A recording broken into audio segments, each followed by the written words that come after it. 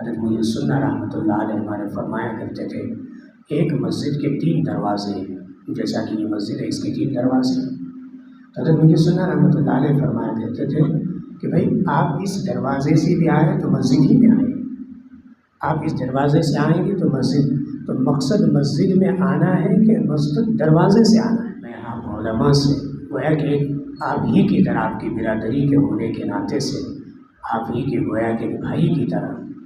یہ بات میں عرض کر دینا مناسب سمجھتا ہوں کہ اس وقت ہماری ذمہ داریاں بہت بڑی ہیں۔ دین کے تمام شعبے ہمارے شعبے ہیں، دین کے تمام شعبوں میں کام کرنا ہماری ذمہ داری ہے، اور سب ہم ایک دوسرے کے معاون ہیں۔ حضرت محی السنہ رحمۃ اللہ علیہ ہمارے فرمایا کرتے تھے ایک مسجد کے 3 دروازے ہیں، جیسا کہ یہ مسجد ہے اس کے 3 دروازے ہیں۔ حضرت محی السنہ رحمۃ اللہ علیہ فرمایا کرتے تھے کہ بھائی آپ اس دروازے سے بھی آئیں تو مسجد ہی میں آئیں، آپ اس دروازے سے آئیں گے تو مسجد، تو مقصد مسجد میں آنا ہے کہ مسجد دروازے سے آنا ہے۔ آپ اس دروازے سے آئیں یا اس دروازے سے آئیں، مقصد تو مسجد میں آنا ہے، اور وہ مقصد حاصل ہو رہا ہے، لیکن اس بات پر بحث کرنا کہ اب اسی دروازے سے کیوں آئیں، یہ ہماری بہت بڑی نادانی ہے۔ ہمیں چاہیے کہ ہم جتنے بھی دین کے شعبوں میں کام کرنے والے احباب ہیں، ہم ایک دوسرے کے معاون ہیں، ایک دوسرے کے ہم رفیق ہیں۔ جیسے کہ محی السنہ رحمۃ اللہ علیہ نے فرمایا کہ جب بے دینی کے جنازے نکلتے ہیں تو فرمایا ایک جنازے کو اٹھانے کے لیے اور قبرستان تک عافیت سے پہنچانے کے لیے جس طرح سے کئی افراد جب لگتے ہیں تو ہاتھوں ہاتھ وہ جنازہ کاندھوں پہ چل کر گویا قبرستان پہنچتا ہے۔ فرمایا آج بے دینی امت میں اتنی عام ہوتی جا رہی ہے کہ اس بے دینی کے جنازوں کو نکالنے کے لیے ہم تمام گویا کے کام کرنے والے جتنے بھی افراد ہیں، ہم سب کو ایک دوسرے کا ہاتھ مٹانا ہوگا، تب جا کر ہمارے معاشرے اور سماج سے یہ بے دینی کے جنازے انشاءاللہ عقیدت کے ساتھ نکل جائیں گے۔ تو ہم سب ایک دوسرے کے معاون ہیں۔ تو بہرحال اللہ تبارک و تعالیٰ مبارک کرے اس گویا سلسلے کو جو یہاں پر ایک تربیتی کیمپ 40 روزہ قائم کیا گیا، جس میں بنیادی چیزیں پڑھائی گئی۔ اللہ رب العزت پڑھنے والوں کو بھی پڑھانے والوں کو بھی اللہ بہترین بدل عطا فرمائے، اور اللہ رب العزت اس طرح کے کام کرنے کے سلسلے میں اور مزید نئے کام کرنے کی اللہ توفیق دے۔ بدلتے ہوئے حالات میں جو امت کے جو تقاضے ہیں، ان تقاضوں پر ہم علماء کی اللہ رہبری فرمائیں، رہنمائی فرمائیں۔ آج ہم جتنے بھی کام کریں گے ان حالات کو اگر دیکھیں تو بہت کم ہے۔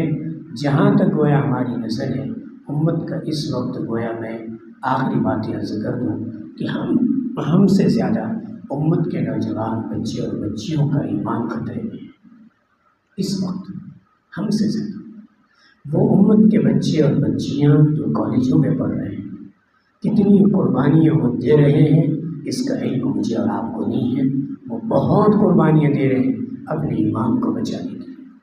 لیکن کاش کہ ہم علماء اگر اس طریقے کی محنتوں کا سلسلہ قائم کرتے جائیں، بستی بستی میں، محلے محلے کے اندر، اس طرح کے سرد ایریوں میں، اور جہاں جہاں آبادی ہے وہاں تک مساجد کے ذریعے سے علماء اگر اس کام کو انشاءاللہ بڑھائیں گے تو آنے والے دنوں میں امت کا ایمان بچے گا، اس ملک میں آنے والے دنوں میں عقیدۃ توحید کی حفاظت ہوگی، اور امت انشاءاللہ جس طرح سے ایک زمانے پہلے ماضی میں اللہ نے اس امت کو سرخروئی عطا فرمائی تھی، سربلندی عطا فرمائی تھی، عزت کا مقام اور مرتبہ دیا تھا، پھر سے اس کھوئے ہوئے مقام و مرتبے کو انشاءاللہ یہ امت پائے گی، اور اسی امت کے ذریعے سے صالح انقلاب انشاءاللہ اس دنیا میں آئے گا، اور آنا تو طے ہے۔ لیکن کاش کہ اگر ہم اس وقت سے پہلے ہماری مائیں اور بہنیں اس بات کو اچھی طرح سے سمجھ لیں کہ میری اپنی ذمہ داری کیا ہے، میرا اپنا فرض کیا ہے، مجھے دین کے کاموں میں معاون بننا، جس طرح سے کہ حضرت خدیجہ رضی اللہ تعالی عنہا نے نبی علیہ الصلوۃ والسلام کا جو گویا غار حرا سے اترتے ہی فرمایا تھا اللہ آپ کو ضائع نہیں ہونے دے گا، کیوں؟ انک لتصل الرحم، اس لیے کہ آپ تو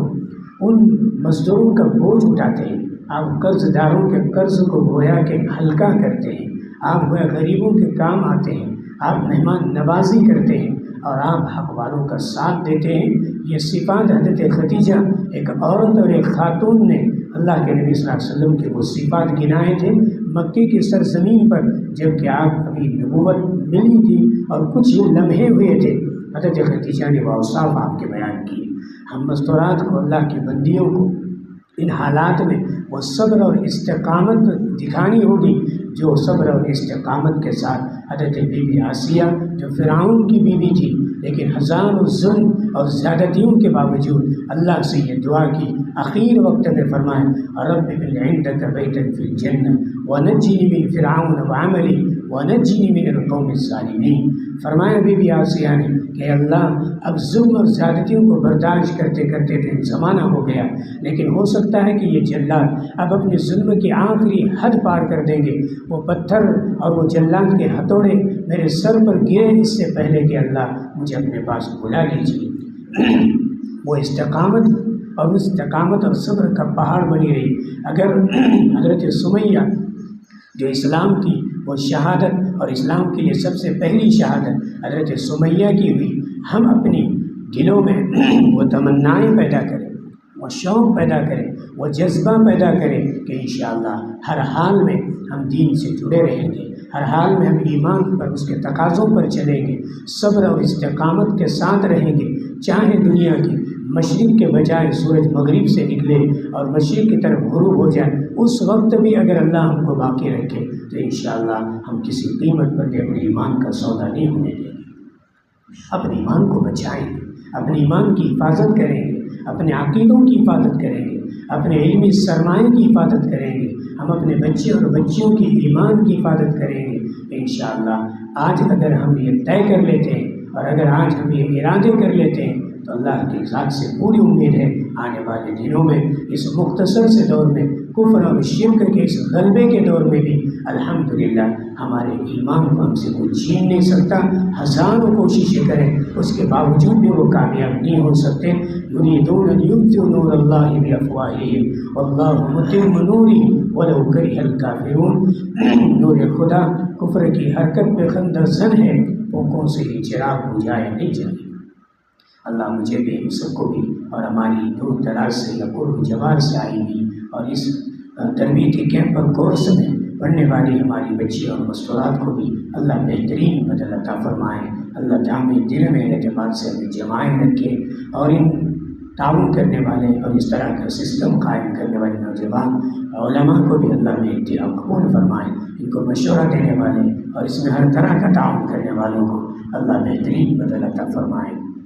انہی چند باتوں پر میں اپنی بات کو انشاءاللہ مکمل کرتا ہوں۔ اللہ رب العزت جو ٹوٹے پھوٹے انداز میں بے ترتیب جو باتیں کہی گئی ہیں، اللہ مجھے سب سے پہلے اور ہم سب کو بھی اور ہمارے بچے اور بچیوں کو بھی، مستورات کو بھی عمل کی توفیق عطا فرمائے، اور اس علاقے میں اللہ رب العزت دین کا، دعوت کا، تعلیم اور تزکیے کا اللہ اس علاقے کو مرکز بنائے، اور ان کام کرنے والوں کو اللہ شرف قبولیت عطا فرمائے۔ وآخر دعوانا الحمدللہ۔ اس شان پہ امت ہوئی قربان محمد، ہم ختم نبوت کی حفاظت کے امیر ہیں، ہم زندہ و بیدار ہیں۔